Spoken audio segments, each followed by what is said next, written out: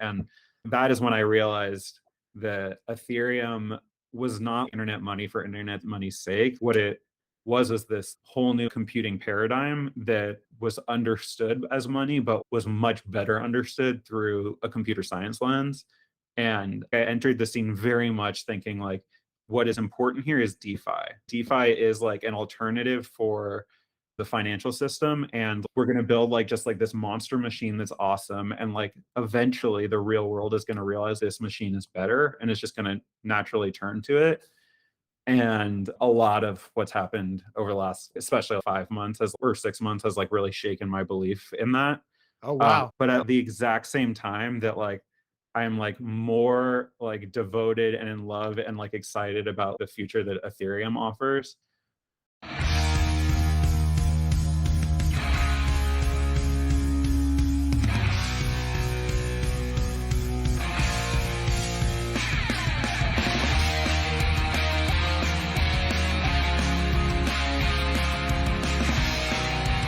Welcome to Mission DeFi with Brad Nickel, where we explore projects in decentralized finance that are innovating and driving our mission of financial freedom forward.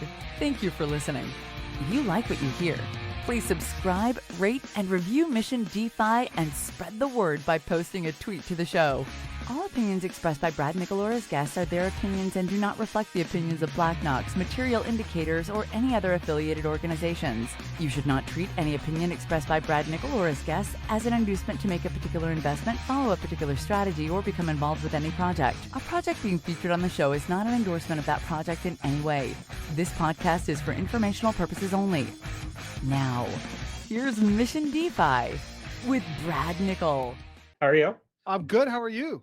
Good. Thanks for inviting me. Oh, man, absolutely. Thanks for all the wisdom and knowledge you're dispensing. Seriously, man. I there are few that I look forward to actually seeing a post from. So, well, man, I look at it as just like sharing my notes, but that makes me feel good. So thank you. No, you got it down. You've got the writing down. You've got the educational approach down. So it's really good. It's really good. So I know a little bit about your background, but a fascinating story. That was great to read. But give me a quick rundown if you would before we get started.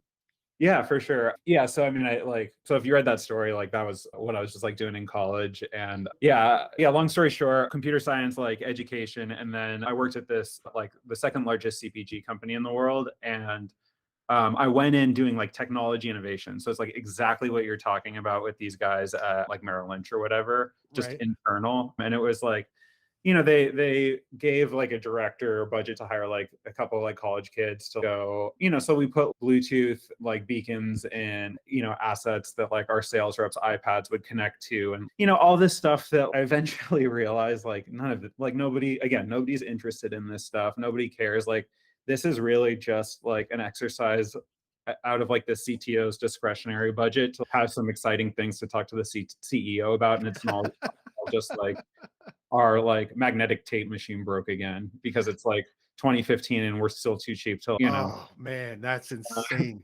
So anyway, I was getting like more and more jaded on that. And then fortunately I got put on a project where I was like doing innovation for part of the sales rep process. And like that put me in direct contact with the treasury department. And it took like weeks to get moved over there, but like that was just like for real, like hardcore finance stuff and cash management. So like payables, receivables, like cash balances at the day, Wow. like where you can take working capital and, leverage it, like hedging, derivatives, all like commodity tracking, that kind of stuff. Right. And like that is like a huge part of my belief in DeFi. Well, let me get like a huge part of what brought me to DeFi is that like I've had moments where like I had to do multi-billion-dollar wires and the CFO was like, okay, this is important enough. Like I want to sit there while it happens. And I'm like, okay. And he like pulls up a chair right behind me and he sits there and I just have to hit a button and then wait for 4.5 hours while billions of dollars are just like out there. Oh, And that's there's nothing nuts. I can say. None of us have that much work to do anyway. So I'm just like clicking through Bloomberg Terminal all day, just like making shit up. He's over my shoulder and I can't tell him where the money is. And then it's over, so going through experiences like that and versus doing stuff on like chain is like a huge reason why I believe in what we're doing. But so yeah, anyway, I did cash management for a while, and then I was in just like traditional FP&A, and then I left the company for like there's a lot of stuff going on in my family, and then that rolled directly into COVID, which jeez. like I like none of us were, well, if you didn't have a job at the time, like all of us were like not really, we were all just trying to figure out what was going on. And it was throughout that whole time that I listened to Hayden Adams, the founder of Uniswap. He was on a Bloomberg podcast. Oh wow. Like I was like studying computer science from 2009 to 2013. I remember hearing about Bitcoin, and I remember hearing like, oh, that's like kind of interesting, and like looking at it and just like thinking whatever. And like I immediately went into like corporate world. So I just like I remember hearing about Mt. Gox. I remember hearing like all these different things. And like this entire time I was like, okay, like in the best case scenario, it's like internet money. Okay. I like listened to this Bloomberg Odd Lots podcast with Hayden Adams, and he described what Uniswap was. And that is when I realized that Ethereum was not internet money for internet money's sake. What it was this whole new computing paradigm that was understood as money, but was much better understood through a computer science lens. And I entered the scene very much thinking like, what is important here is DeFi. DeFi is like an alternative for the financial system, and we're going to build like just like this monster machine that's awesome, and like eventually the real world is going to realize this machine is better, and it's just going to naturally turn to it. And a lot of what's happened over the last, especially 5 months or 6 months, has like really shaken my belief in that. Oh wow. But at the exact same time that like I'm like more like devoted and in love and like excited about the future that Ethereum offers. So yeah, I don't know. There's a lot to unpack there. Oh, that's freaking awesome, man. I talk to almost everybody I talk to. I talk about their story, right? Yeah. About how they found crypto. And that's probably that's completely unique for kind of being on the periphery doing tech, and then, hearing a podcast interview and then click. That's amazing. Because, and I often ask people, when you came in, were you a mercenary or a missionary? And I fully admit that when I came in, I had somebody hit me up on Twitter asking for advice and guidance for their startup. And then they said to me they were doing an ICO. And I said, I'm happy to help you, but first you got to tell me what the hell an ICO is. And then I remembered, after he described that he was in crypto, I remembered, oh, you know what? I think I bought some Bitcoin. Yeah. And I remember I'd paid like $50 for it originally. And on that day, it was worth like $850. Yeah. And I was like, oh, holy shit, what's going on here? And I had friends over the years say, dude, you got to check out crypto. You got to check out Bitcoin. You belong in this. This is where you need to live. And I never dove in. And then all of a sudden I was like, okay, wait, what is going on here? And why is this valuable? Yeah. So I had that initial inclination of a mercenary, but as soon as I started seeing what was possible, it was like, okay, this is astounding to me. I want to touch on, you said that in the last 5 months, you said you've had that belief that it'll take over the world, basically, I think, or that people will realize what it can do and adopt it. You've had that shaken for a little bit for you. Can you tell me why? Yeah, well, just to clarify what I meant, I entered like everyone else. Like you open an account on a centralized exchange, and then like you go on Reddit and it's cool, and like you buy some like Cardano and some Ethereum and some Bitcoin and some Polkadot or whatever. Why does everybody buy Cardano? Because, well, I don't know. I heard on Bankless one time that like there's some like bizarre incentive structure that like makes it like super shillable, but like in a way that people don't realize like they're being dumped on, or I don't know. Interesting. Okay. That'll catch some heat, but whatever. Anyway, I don't know. So anyway, I think that what brought me in was this like belief that DeFi is like a better system, and like we're just going to build a better system and people are going to migrate over to it. And I think the important like core nugget of that is like has been proven like unequivocally true in the last 6 months. And that was the one moment in which like when Three Arrows Capital was like ready to fold, they first paid back their DeFi loans. Like they're up against like life in prison and like gangs and whatever and stuff. And like first they pay back their DeFi loans. That's all I needed to know about the just like the finance aspect of it. But like where I've become so much more skeptical is in what is being built today. And like the whole like locking system, I don't know what to say. Like I think it might be a Ponzi. Like I think that, What do you mean the whole locking system? So I hate to call out like an individual DAO, but I'll just call out Curve because like they're the OG, right? Okay, gotcha. I think that the meme, the like left edge, center take, like right edge, and like the center, the edges are always the same. You know what I'm talking about? Yep. Yeah. So I think like the one for VE tokens might be a Ponzi. I think on the sides, and no, VE tokens are like a new primitive that will unlock liquidity or whatever shit I was saying 6 months ago. But I don't know. Like I think there's a lot of reasons to like wonder if the only reason that it's working is because there's nothing else to do with Ethereum. Right. And I'm like becoming more and more convinced that like everything that we're seeing is like a reflection of the fact that like all Ethereum is today is like the code that you can run in Solidity in the specific instance of the EVM. And like, if you're not a computer scientist, like that takes a little bit to unpack. But right. Point is that like if you today, all we're built like we're treating Ethereum like its own little special enclosed internet on the internet. Right. And like we're pretending like the things that you build are like within that theme park, and then we're gonna like expand the theme park until it takes over the world. And I'm becoming like more and more jaded about the theme park that we're building on like kind of on multiple levels, right? Like one is like on like the dynamics that we're creating, like we might just be caught up in our own hype cycle. Like number one, like that could be like the underlying value of the VE token system is that like we're all stuck here until prices go up. Right. That could be wrong, but that's something I think about. Sure. Another thing I think about is the deeper I get involved with projects and the more I get exposed to every single team, like the more concerned I am about like the rigidity and like the ability of these protocols as like living, breathing things to exist in perpetuity.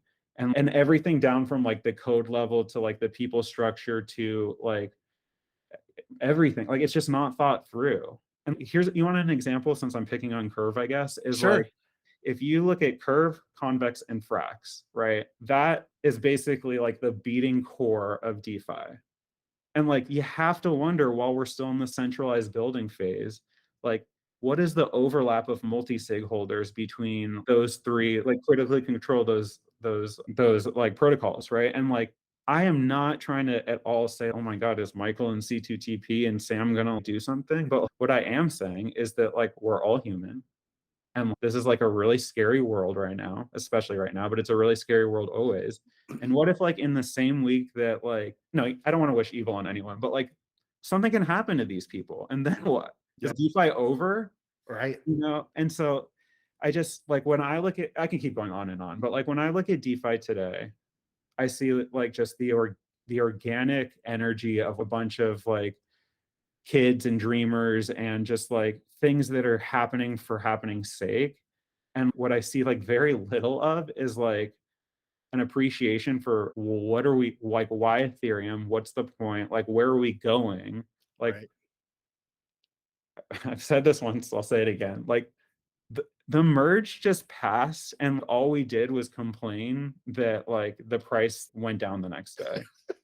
And like to understand what happened from not only like a like amazing like technical perspective, but to understand what that unlocks for the future of not only Ethereum but like blockchain as a concept is like it should have been like this incredible celebration. Instead, like what we're trying to like figure out is, should MakerDAO put half of their money into Coinbase, which like I guess is like a relevant like conversation, but like the future of Ethereum I see is so much more like directly permeated by the real world that like none of this stuff makes any sense. Like we're gonna have to build new stuff. Yeah. I'm talking to Haym Salomon, one of my favorite threadors on Twitter these days, because he's a master educator, an awesome writer with just enough technical capability. Well, he has plenty of technical capability, but he layers in enough technical capability so the people that aren't technical, and there's a lot of people listening to the show that aren't technical, can be taken by the hand into concepts around what we're building. And he just does an amazing job. So I have the utmost respect for him. So I'm very excited to have him on. And if you couldn't tell, he's also deeply thinking about what we're trying to do here. So he approaches this from a mission perspective, and that comes through in your writings, man. It really does. So thank you for coming on. I really appreciate it. We've got some intro material from you from the first, but I do want to carry this conversation forward because I think this is really important, because I think all of us that are mission based, all of us that believe that this can change the world, are also kind of scared, walking on eggshells, worried about, the things that could happen. And I was just telling you before we got started that the story of .com, my experience in .com, and they're not directly applicable, but there was a lot of the similar feelings. The garbage and crap that was being created, the technology choices that were being made, obviously for expediency and wealth and greed. And we all had similar things of, oh my God, are these people just going to kill all of the power and potential that lies within exposing the internet to the world? And some would argue that, over the long term, we have killed a lot of the capability. But the fact is that, my children are growing up with exposure to anything they want to know at any point. And I firmly believe that their learning is far accelerated over what mine was at their age. Right. And I think it's because of what they have access to. Anyway. And so what I always tell myself, and I'm not trying to talk you down from your concerns, because I think those are valid concerns, but what I always tell myself is that this is what we do. This is what humans do, right? We don't horizon plan. We're not like, we're not like thinking through all these things. We're all building these little selfish pockets of cool tech or greed-based stuff or whatever it is. And we don't go, oh shit, maybe we should think about how we get out there, right? Yeah. And how we get mom in and everything else. And I'm not saying that people aren't thinking about that, but I think we also have a problem with all of the protocols that we have out. And I talk about this a lot with other people, is that we have this tiny little audience. And so when you're developing and writing a protocol, you have, you can say, okay, I'm going to write this for mom, or I'm going to write this for the guys that have $500 million. And if I'm going to survive, I have to write it for the guys that have $500 million. I can't write it for mom. Right. Yeah, sure. And so I understand the motivations. I understand the incentives. I actually am concerned and nervous. I worry. I see things every day that scare the hell out of me. And then and similar things that you're concerned about. But at the same time, barring, some massive regulatory destruction of what we're trying to do, which is possible, that actually scares me more than anything. I actually think we'll be okay. I actually think we'll get it. And I think I'm seeing so many things that are trying to pull in pieces of what we're doing and expose it to people that I feel pretty confident about it. I'm not saying it couldn't collapse tomorrow. And you're absolutely right that there's like this center of control of DeFi right now and the money that makes it very dangerous. First, no, please don't get me wrong. Every single day that I wake up, I'm more bullish on Ethereum and more bullish on what we're trying to build. And I have the utmost respect for what is being built today. Yeah. The opposite of what I'm trying to do is encourage people to stop building what they're building. Like, to your point, like this is where like life comes from, right? And this is where growth comes from. And this is like what we're doing here. Right. Like the whole point is that like we're building a substrate for people to build on. And I very much encourage that. Right. I think what's interesting to me and what's different about Ethereum is that like there are people that are building this and they'll like tell you what they're building. And I think that to understand what like the path that like this substrate that we're building on is going, like it or not, like what the builders that are building DeFi today, like it or not, like what Ethereum is going to look like tomorrow is going to be like so much more capable and interesting and dynamic and like better than it is today, and like such like surprising like cool ways. And when I say surprising, I mean like surprising to you guys who haven't spent like half their last 2 months on like Vitalik's blog, but also like surprising to me because that's definitely not me. Yeah. Because I can't even understand it yet. But I just think that we're looking at what Ethereum is today and like thinking like this is like the same as, I'm gonna date myself here, but like this is the same as World of Warcraft. And what I'm saying is this is checker, this is tic-tac-toe. Absolutely. No, I totally agree with you. And, you know, it's funny. I had the same feeling after the merge. I mean, just from a technical perspective, and I'm not a developer, but I've managed and worked and collaborated with hundreds of developers in my career. And the day after, I was like, does anybody understand what just happened here? Do you have any concept of what this takes to do to have this be flawless? Yeah. Right? It was like too good. And people didn't, it was almost like we needed something to go wrong, because people don't appreciate the magnitude of what they did and how beautifully it was executed with the test nets beforehand all the way through the process. I was blown away, just totally blown away by this group of people around the world collaborating to actually make that work. You know, it was astounding to me. Yeah. I mean, yeah, honestly, like you're thinking about it more than I have. I am just like, I think like the fundamental problem with all of this stuff is that you have to spend 6 months researching in order to understand what's happening, right? And to understand, we all use this metaphor that the merge was like flying an airplane and changing from like gas engines to engines mid-flight. And it's like a cool metaphor, but like what it misses is that it enables like a plane to fly, let's say from like LA to New York, to fly from LA to Pluto, you know, like completely changes what it means to exist in this realm and like to have this tool and like how it'll change.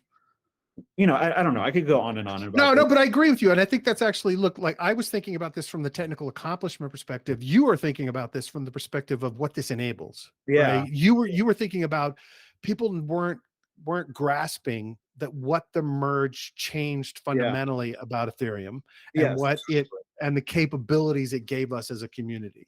Yeah. And what's coming next that will make it even more amazing. And you know, and I can say I thought about it because I was reading about it, but it's certainly not something that I put enough importance on. And I think you're absolutely right. I think that we don't think about what can be possible coming. So yeah, I agree with you. That's cool. No, and again, I really don't mean to try to take away or talk down to anyone that's building anything today. I think like everyone is learning so much about what blockchain even means, and everything is valuable and it's valuing it. Like you don't need me to tell you that, right? But I think that there's a lot of different types of people in the world, right? Like some are scalpers, right? That are out there to just take home the money, right? Some are like traders who just want to do everything above board, but don't really care how they do it. And they like want to sleep at night and they go home. Some want to build companies, but like at the end of the day, they want to be rich. And some people like want to change the world, right? And there's like everywhere in that spectrum. And what I think is so incredibly special and unique about Ethereum is that like you can see the future because like it's open source and it's out there and it's happening in front of us, right? If you take a look at some of my like more like out there Ethereum roadmap stuff, like you can see that it's like, okay, this is like what we're trying to build. Like we're trying to build this kind of system that supports these kinds of properties. Like the best example, right? Like we keep, every once in a while, someone keeps saying there's something about light clients, right? Okay, does anybody know what that means?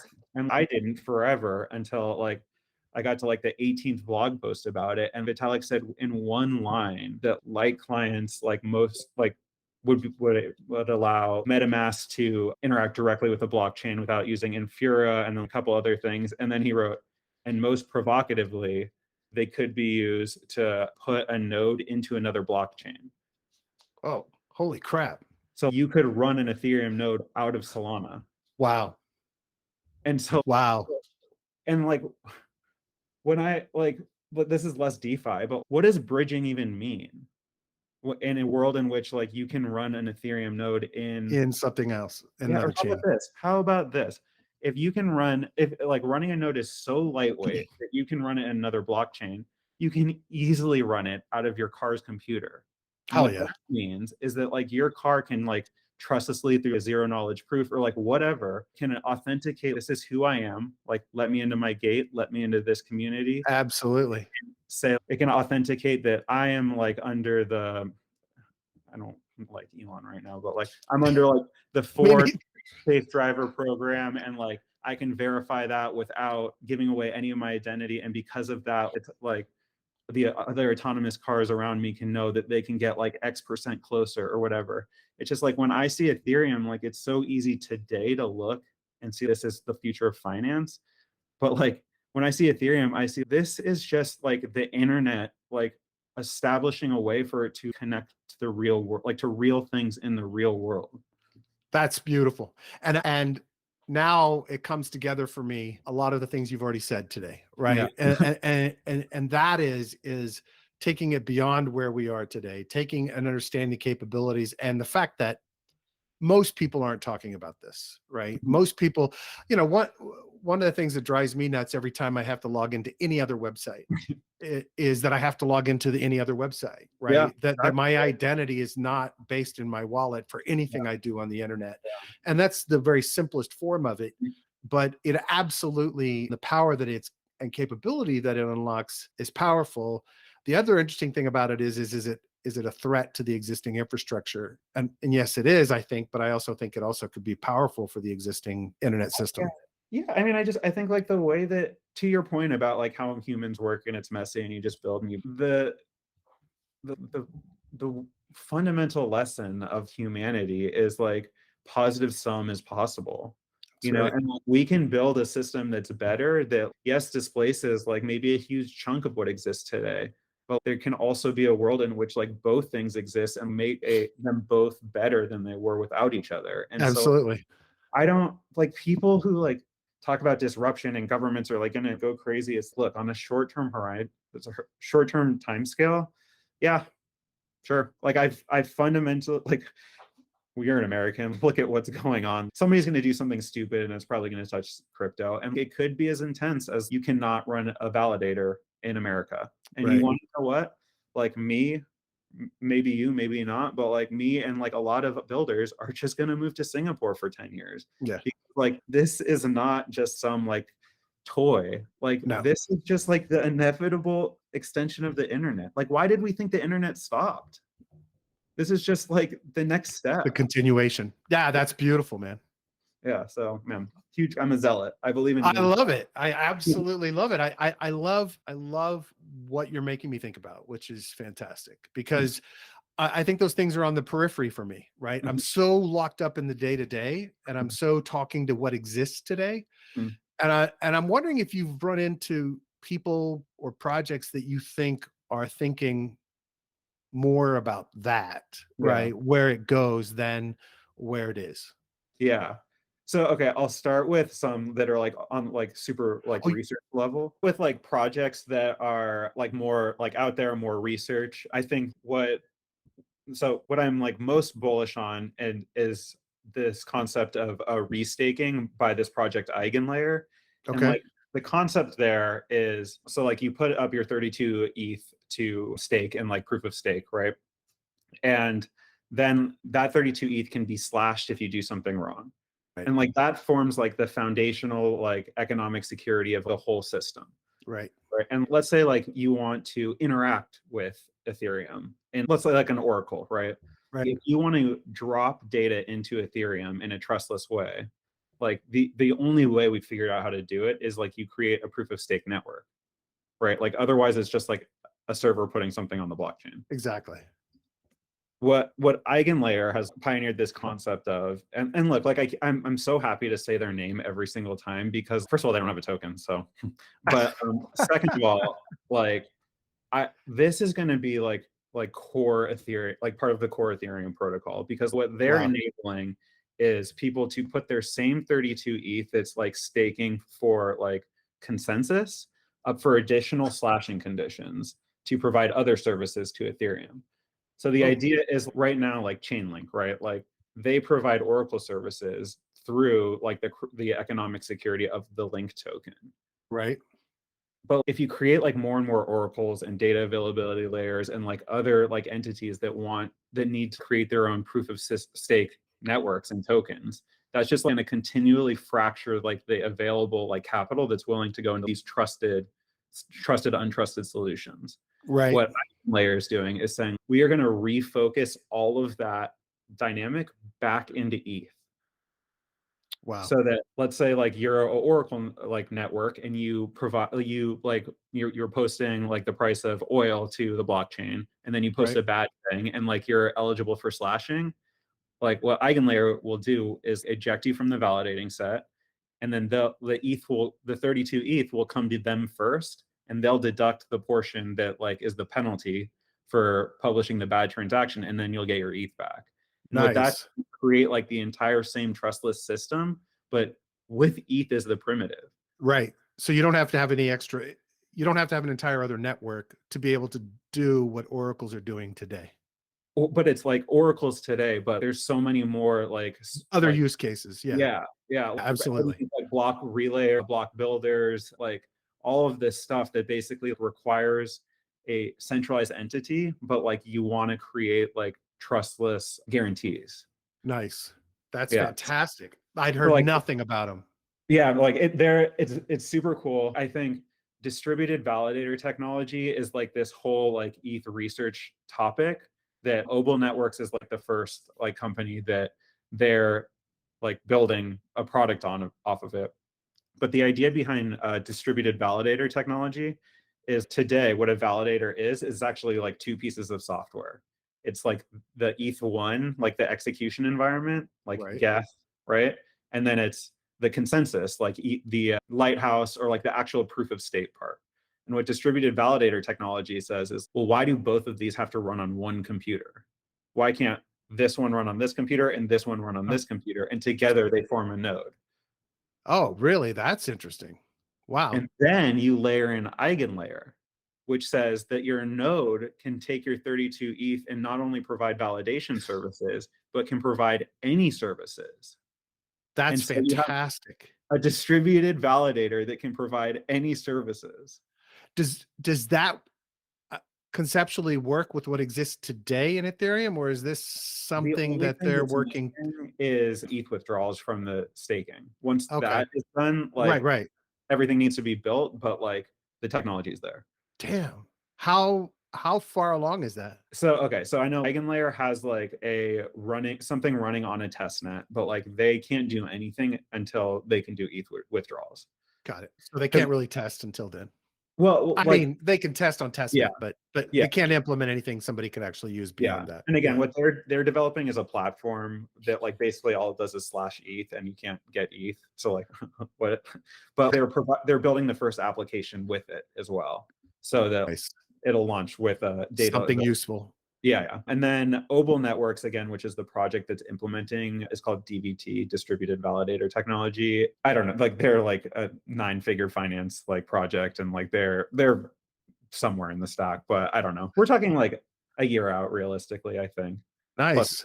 Oh, that's fantastic. I'm so glad I asked this question. Yeah. So like that I think is like on the scale of transforming like what Ethereum even means. Yeah. In terms of like projects that I think are like really, really interesting in terms of what we have today, I think what I'm like totally willing to shill are like projects who have some like deep fundamental understanding of what DeFi is today and are using it to pivot to like the Ethereum of tomorrow. And at 2 examples that like, well, okay, I'll give you like the best example is Frax.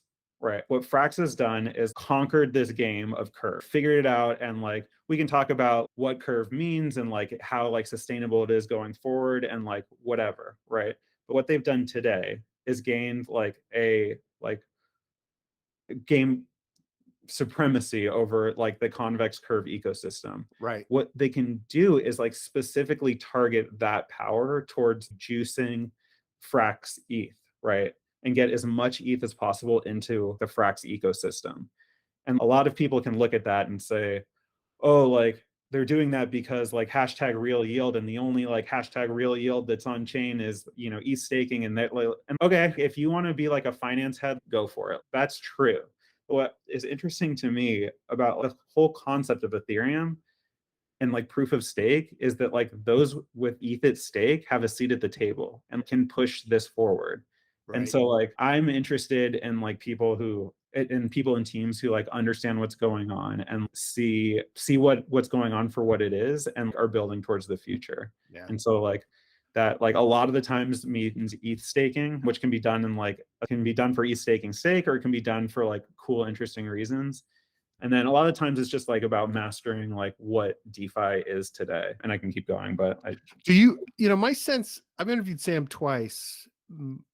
My sense of Sam and Frax is that I don't want to use the chess checkers 3D cliches, but I always feel like every time I turn around, there's another launch and another development that makes me feel like, I don't know, it's like its own network. It's like its own world, its own ecosystem with chain. Yeah. I mean, I'm not there yet with it being its own chain, but they are sucking in so much power and building on top of it that it's a bit overwhelming. And frankly, I haven't had the time to dive back in. When I first interviewed Sam, I took a pretty deep dive, but shit was pretty simple then. I mean, it was like, we weren't to lending and AMM and everything else that they are doing. And to me, it's fascinating, a little overwhelming, but now you've got me wanting to dive back in a little more, because I do think you're right.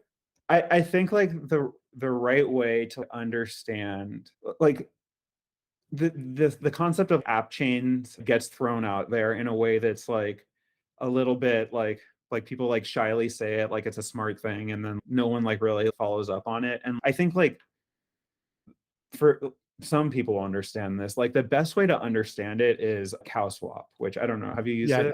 Yeah, I love Cowswap, and I've had drawn a blank on the guy that ran it and now split off. Anyway, I've interviewed him. Yeah. So if you have used Cowswap, right? Yeah. That experience is like what an app chain is going to be, which is, from your experience, it just seems like you're sending like maybe an Ethereum transaction or maybe like a signature or like whatever, right? But something happens, and then something happens, if you use Cowswap, like maybe you know this, maybe you don't, that like it's on a different chain called the Gnosis chain. And if you click that like Cowswap Explorer, like it looks different than the Ethereum one. Absolutely. Like what all of Uniswap, Aave, Frax, all of these protocols are all going to be app chains. And it's super simple. It's because like, why would you just allow like arbitrary like scalpers to take your MEV when you can just do it yourself? Control it. Yeah, for sure. Yeah. And just take it yourself and give it back to your stakers, or don't take it at all, or whatever, right? But like if you can, especially like with what Frax is doing, right? If you control the whole like ecosystem so that you can do the lend, the trade, I don't know, what else can you do in DeFi? Lending, trading, right? Yielding, staking. Yeah, you can do all of that internally, and that becomes like, there's no reason to like either pay like a third party, or this is just so typical like horizontal integration. And so like that is like what I think is interesting about what Sam is and what Frax is doing, right? And I think like it is super overwhelming, but like why I am bullish on Frax is not because of anything that they're building, but like they're approaching the ecosystem and what they're building. And Ethereum, it's still in its infancy, which it is. They're not like trying to sell the world on, you're going to have on your phone DAI, which you take to the CVS and buy. Like, I just, so it's like a grounded, reality-based, hey, here's where we are and here's what we can do approach, you think? I think it is, it's an approach that's like focused on what's actually happening and building toward Ethereum. And I think what projects that I'm not interested in are things that built on top of Ethereum and have stuck like their flag in the ground and have turned around to the real world and said, look what we've done, now come and play. Yeah. And like, it's like you're asking people to go to, okay, I don't know, I can't come up with an analogy for that one, but we're still, it's funny to say, right? Still so early, but it's not, we are early. We're so early from the standpoint of the protocol's not done. Yeah. Like HTTP is not done. SMTP is not done. To think that we know how to build Gmail when SMTP is not done is, yeah, we're early. Yeah, exactly. I mean, we just got HTTPS. I mean, it's I mean, we've had it, but you know Yeah. what I mean? Yeah. Massive adoption of it. For you, when yeah, I mean, it's obvious from the way you write and the things you write about that you think about this constantly. It's also obvious from talking to you now that it sucks up a lot of your brain on a regular basis. If you could have it, this isn't a fair question. How would you help us get there? Right? I mean, how, we've talked about a couple of instances of things that you think are going to help us. I think there's real obvious things like on the financial side, integrating some yield or something, or logging in via wallet. But what do you think allows us to eventually get there? And do you even think we should be trying right now? Or really should we be, just focused on continuing to build the frameworks and the groundwork and the foundations and then wait until we're ready, which we'll never be. But I think, okay, so like on first principles, the question is like, it's just the internet, right? For me, okay, the way that I understand Bitcoin is, sorry, this is like a little bit of a tangent, but I think it's no, important. it's good. Right? Go ahead. Like what I understand Bitcoin is like all it is this super simple computer program that all it can do is like credit or debit, right? And it can credit and debit between people, but it's literally just a counter, plus or Right. minus, Right. right? Right. And like the interesting thing about that is that we can run this single like this single instance of a computer program, like in a way that is like somehow in between thousands of untrusted computers, right? That is what's cool. Yeah. What is not cool is like the fact that you can plus or minus, but that it can exist between thousands of computers. Right. And where Bitcoin went wrong and what created Ethereum is like they got stuck on what's important is just like money like whatever, right? Like that. What Vitalik and the whole like 15 co-founders of Ethereum like figured out was like, why did we stop? Like, why Right. did we think that this is what we're like? This is computer science. This isn't money. This isn't finance. Like, who cares about digital gold? Who cares? Gold's not real. So, like, gold is a rock in the ground. Like, why are we trying to rebuild that? Right. Right. I think what is like interesting is like Ethereum, and like it is, if Vitalik didn't do it, like someone else would have. And it's because it's just like you start with nothing and then you connect people, and then the next question is like, how can you express ownership through that connection? And Ethereum is the answer. And like all these other chains are like, to me, they're just like the little like nerdy kid in the class being like, well, yes, the sky is blue, but if we turned it green, wouldn't that be like more efficient for whatever? And it's, this is what we're building. I'm sorry. That was awesome. It's just like, to talk about like optimizing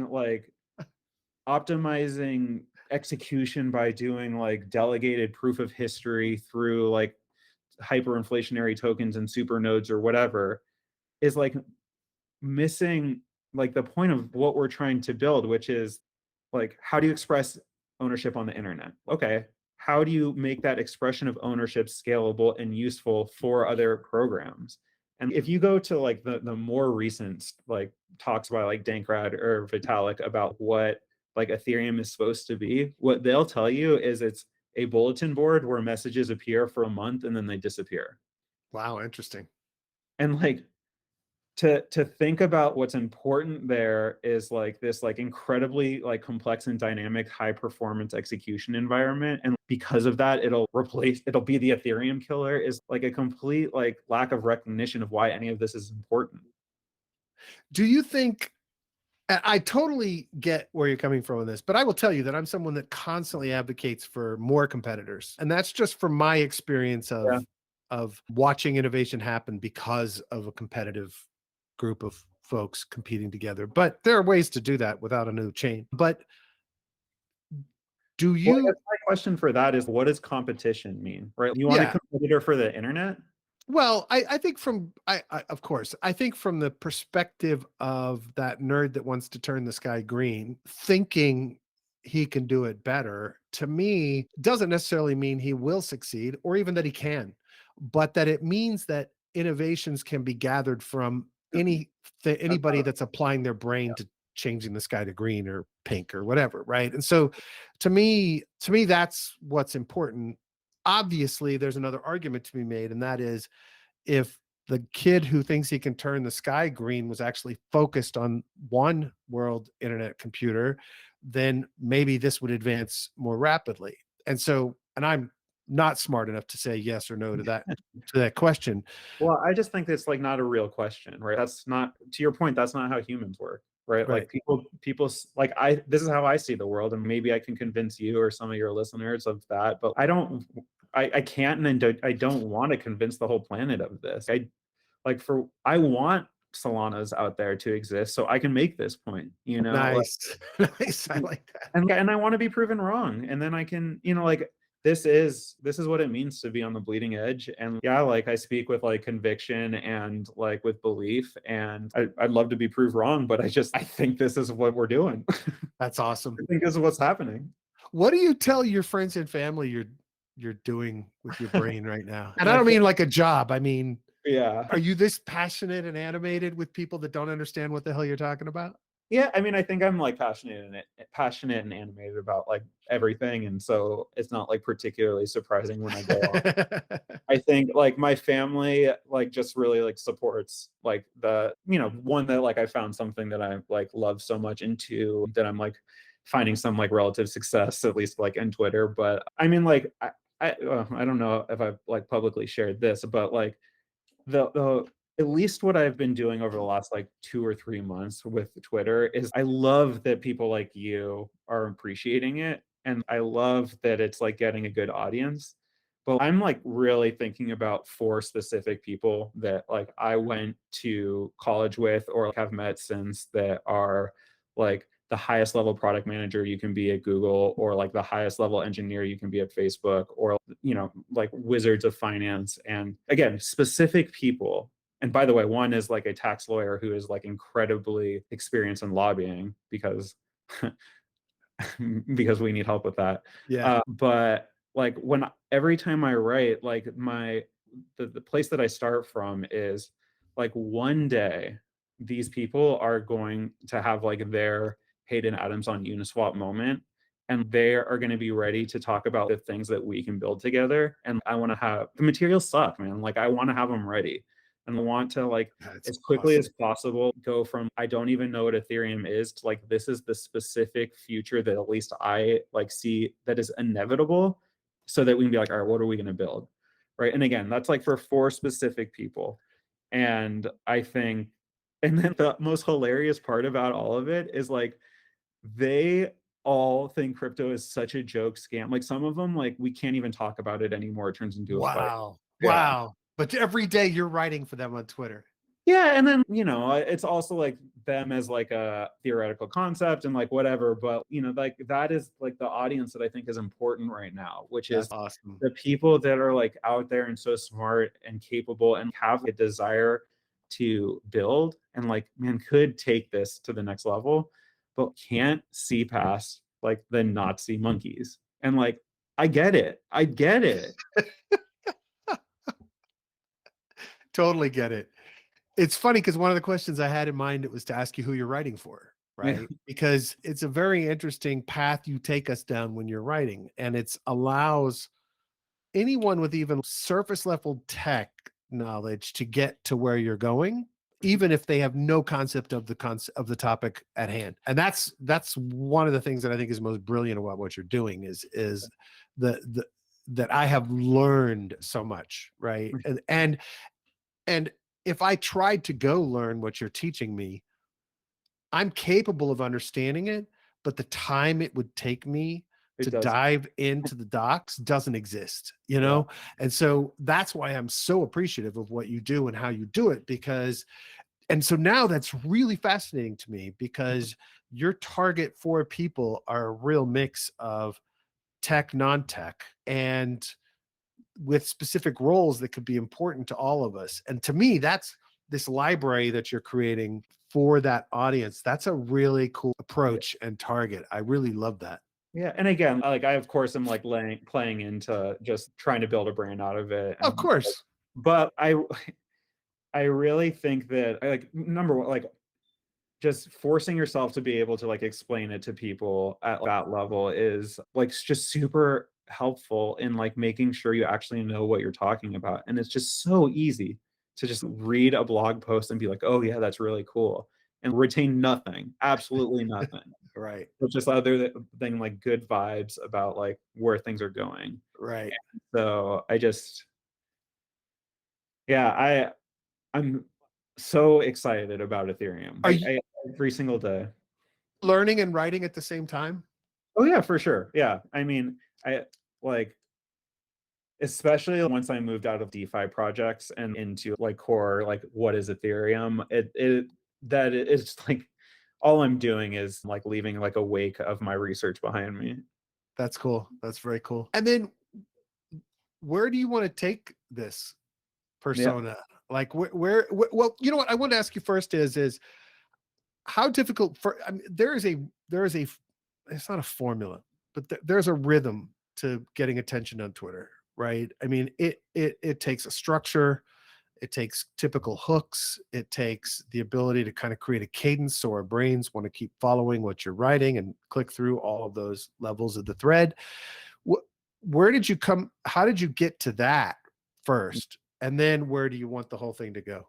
Yeah, well, I think like the reality with Twitter is that there's no, I mean, I'm sure there's actually a literal formula, but Yeah. like outside of that whole game, right? There's no formula, and it's just about finding your voice and like finding something that like people want to hear. And literally, I hear all the time about how I post too much and nobody can keep up, and I would like things would do so much better if like I slowed down. And you know, my attitude to that is like, no, you know, like It'll still be there. How hard is this? yeah, and it's just like this isn't really about you, you know, and like this, like again, like especially these days, right? This is just like the wake of my research, and like I'm pushing forward and I'm creating materials for the people that I'm trying to onboard, right? And whether or not I'm successful with these 4 specific guys, I don't know.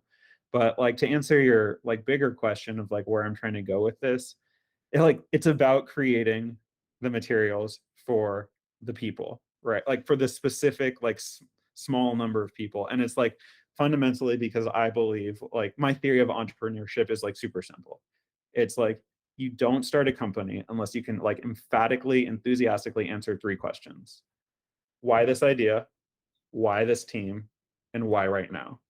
And like, look, man, if you are a venture capitalist and you say, I want to invest in you and here's some money, I have a pitch. I want a pitch that what I would do for this moment alone today. But like, what, since you're not a venture capitalist offering me money right now, like what I'm trying to do is build But you know, I want to hear that pitch, right? build the materials that like I think are going to be useful for like when I find like the person which I can answer the 3rd question which is like the important question. For here's the trick for all your listeners out there. The important question is never ever what is the idea. It's why right now. And as you saw from my like Twitter post, which started this whole thing, or I'm sure you've learned like a billion times, which you told me from your story before we started, like being early is like exactly the same as being late is exactly the same as being wrong, right? And like I tried to do DoorDash in 2010, and because it was 2010, like the fundamental like building block of our whole business was buying fax machines and putting them in restaurants. Right? It's not going to work. It's just not going to work. And like so I just, the important question is why right now and why this team? And the least important question is why this idea? Because I can list like $16 billion ideas off the top of my head right now. Right. And like, until I find those answers, I'm just like trying to like do work that'll be helpful then.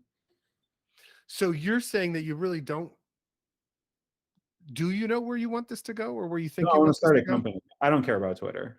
Yeah. You want to start a company building a media company?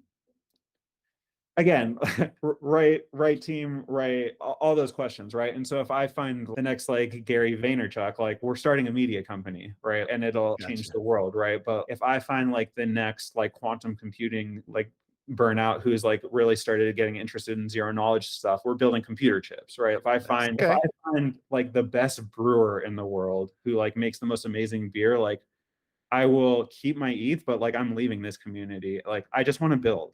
I just want to build. Wow. I mean, look, like I entered this community a couple of years ago, you know, like I want to, I like when you throw a stone into a lake, it creates ripples. And like, we are all stones thrown into a lake. And I want to see, I don't want to be a ripple. I want to be a wave. Nice. I love that. That's fantastic. That's beautiful. What would you build right now here? Alone? Yeah. So I think if I were to like pitch you something like today, right here, I'd say, like, we need to build a company that is like focused on turning DeFi into an industry. And I would put that into 3 buckets. Like one is about like reporting and standardized practicing and like creating gap accounting standards, all this stuff. But like how it manifests into a real business is Bloomberg. We create Bloomberg for crypto. Right. The second thing we need to do. We're going to chat right after this. The second thing we need to do is take these like gigabrain 23-year-olds who like are super smart and doing interesting thing on chain, but are also like more like very young, and teach them how to build companies. Right. So we're building McKinsey. And the third thing we need to do is get a seat at the legislative table. Like this is my 4th podcast, and every single one I have been beating the table on. If you are not at the table, you're on the menu, right? And what that means is, first of all, so much of what we're doing could just be wiped out of America like tomorrow. And that's because we weren't at the table. Right. And like for people like me, I'm comfortable with that. Like you got to ask yourself, are you? And like, then the next question becomes, if we're not going to be pushed out of the US, like still horrible things can happen. For example, someone like some sort of like centralized exchange billionaire could suggest like the only viable stablecoin, the only legal stablecoins are ones that can be directly redeemed for fiat dollars. So yeah, like we got legislation that like didn't kill crypto, but like it completely like hampers everything that DeFi is, but only for Americans, right? And there is just so much at stake and so much like that can be lost. And like today, the people that are showing up are like the people that are taking short positions, the people with like incredibly good, incredibly compelling research of why crypto should be regulated to shit. Yeah, of course. Sellers, and like super old, scared people who like don't even understand the internet, right? And like you want to know who's not there is like anyone talking about like that this is going to happen anyway. And like our choice is to continue to be like the central coordinate, like the global empire through our control and dominance of finance, or we can allow ourselves to follow in the footsteps of our fathers, do the Brexit thing, become like basically irrelevant, and let Singapore become like the next like primal person, right? Primary person.